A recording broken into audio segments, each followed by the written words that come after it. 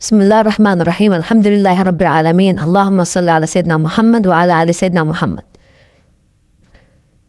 Segala sesuatu yang diakhiri dengan mati berarti kehidupan yang sebelum mati itu tidak ada arti. Tidak bermakna. Dunia ini bukan hidup yang hakiki. Kehidupan yang hakiki setelah mati.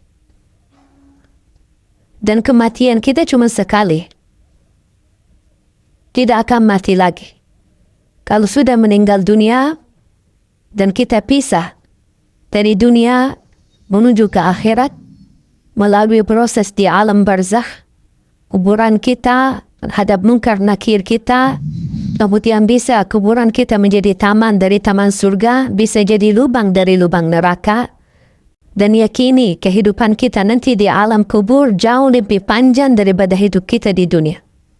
Ada orang di bawah kuburannya masing-masing itu sudah ratusan tahun.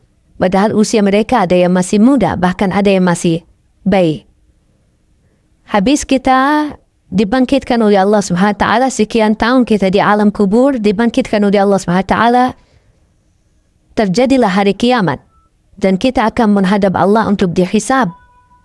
Habis proses hisab, fariqun fil jannah wa fariqun fis sa'ir. Satu golongan masuk ke surga dan satu golongan masuk neraka. Dan disitulah makna kehidupan yang abadi. Bisa abadi di neraka, bisa abadi di dalam surga. Kita sebagai orang beriman sudah dijaminkan kita tidak akan dikekalkan bagi orang yang berdosa dan bermaksiat, tidak akan dikekalkan di neraka Jahannam selama dia membawa kalimat la ilaha illallah. Man qala la ilaha illallah khalisan min qalbi harramahullahu 'alan nar. Di riwayat adkhalahullahu al-jannah. Diharamkan, dikekalkan di neraka Jahannam bagi orang-orang yang membawa kalimat la ilaha illallah. Artinya kalau kita orang-orang yang suka mengucapkan kalimat itu tapi tidak mengamalkan isinya, tidak mematuhi aturannya, bisa jadi gara-gara dosa maksiat kelalaian kita bisa mengantarkan kita ke neraka. Tetapi salah satu jaminan tidak akan kekal di neraka Jahannam adalah la ilaha illallah. Dan mohon maaf siapa yang mau sebelum ke surga mampir ke neraka dulu. Kira-kira siapa yang berkenan?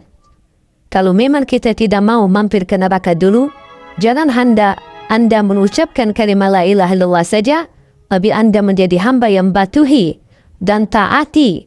Jadikan hidup di dunia ini adalah surga kita di dunia dengan kalimat la ilaha illallah. Itulah dengan kalimat la ilaha illallah, dengan kita mempunyai syarat-syaratnya, mengamalkan isinya, mematuhi dan mengikuti aturannya, kita akan diselamatkan oleh Allah SWT.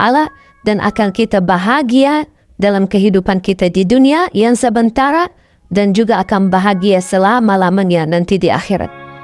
Jangan sampai dunia ini yang hidupnya sementara melalaikan daripada kehidupan yang abadi.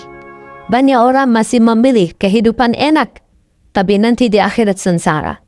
Jadikan hidupan di dunia ini, walaupun Anda hadapi susah, tantangan, tak apa-apa, semua bakal berlalu. Dan segala sesuatu ya di dunia ini, biarpun yang paling enak kita dapat. Anggaplah kita kaya ya, orang yang paling kaya raya.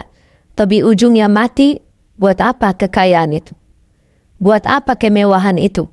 Buat apa keindahan itu? Kalau saya akan nanti tinggalkan, akan menuju kepada kehidupan yang abadi. Makanya harus kita fikir cerdas untuk memperjuangkan kehidupan yang abadi, yang insya Allah akan kita menjadi orang yang kekal di dalam surga Allah Subhanahu wa Ta'ala. Insya Allah tanpa mampir ke neraka.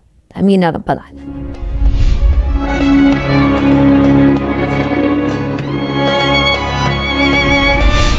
Ada satu tanda malaikatul maut cabut nyawa kita, itu sudah mati. Itu tandanya. Kenapa Allah Subhanahu wa Ta'ala sembunyikan kematian dan proses kematian itu? Bisa ada orang mati mendadak. Bisa ada orang mati karena kecelakaan. Bisa ada orang mati karena apapun terjadi. Bahkan bisa ada orang karena sehat, tidak ada apa-apanya, justru dia merawat orang tuanya, pulang pergi ke rumah sakit, malah justru anaknya yang mati duluan. Tidak ada yang bisa memastikan dan membuktikan ada tanda-tanda sebelum kematian. Tidak ada tanda melalui mimpi, tidak ada tanda dalam tubuh kita atau akan terjadi di waktu asar atau di waktu yang lain, tidak ada tanda sama sekali. Yang diberikan tanda kedekatan kematian adalah orang-orang yang tua, yang sudah tumbuh, rambutnya putih, sudah terlihat dari segi fisiknya lemah, dan banyak semakin tua usianya berarti sudah tanda mendekati kematian. Allah Subhanahu wa ta'ala berfirman, kiamat aja dekat, wa narahu qariba. Kiamat aja yang kita merasa begitu jauh, masih lama prosesnya dan masih panjang kehidupannya menuju hari kiamat, Allah masih sebutkan hari kiamat itu sangat dekat. Dan menurut saya, tidak perlu kita fikirkan kapan kita mati atau apa tanda-tanda. Tetapi yang perlu kita fikirkan, mempersiapkan diri menghadapi kematian. Apa yang semestinya saya lakukan untuk menghadapi kematian, untuk menuju husnul khatimah. Itu yang perlu kita fikirkan. Amalan yang baik, bertakwa, jadi orang yang berguna bagi orang lain, jangan menyakiti orang lain, jangan menzalimi orang lain, dan terus menjadi orang-orang yang selalu berbuat baik untuk dirinya dan juga untuk orang yang ada di sekitarnya. Jaga salatnya, jaga Qur'annya, jaga akhlaknya, dimanapun Anda berada, itu semua menjadi tanda-tanda Anda benar-benar mempersiapkan diri untuk menghadapi kematian. Kematian itu pasti kita akan ketemu. Tidak ada orang yang bisa terhalang dari kematian. Kalau ada yang berhak dan boleh terhalang dari kematian, itu Nabi Muhammad sallallahu alaihi wasallam. Nabi Muhammad aja sudah mati, sudah meninggal dunia. Walaupun di alam barzakh Nabi Muhammad SAW memiliki kehidupan khusus, bisa mendengar salawat kita, bisa menjawab salam kita, tapi kita tidak tahu bagaimana nasib kita. Yang menentukan nasib kita nanti di alam kubur adalah kita.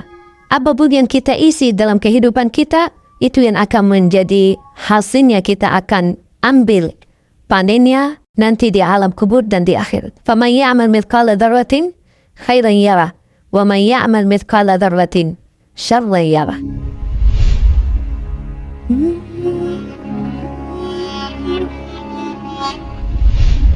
Perkataan ruh seorang yang sudah mati berada di ruang rumah kita.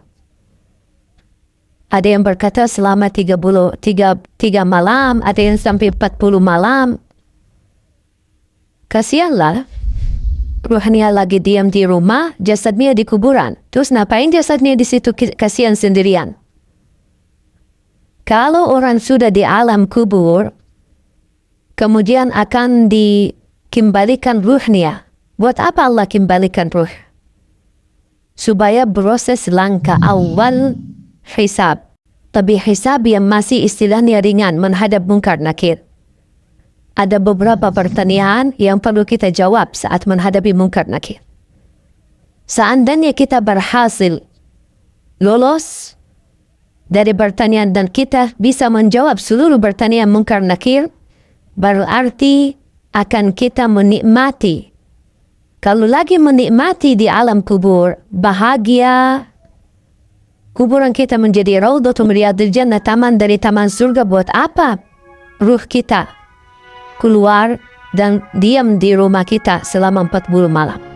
Sebaliknya, kalau kita tidak lulus untuk menjawab pertanyaan munkar nakir, berarti kita akan menghadapi kesiksaan yang amat pedih di dalam kubur.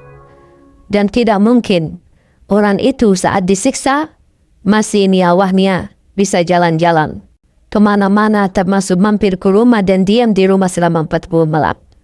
Itu semuanya hanya diperkirakan atau perkataan orang, tapi tidak ada dalil pun di dalam Quran atau hadis ruh kita akan diam di rumah kita selama sekian malam.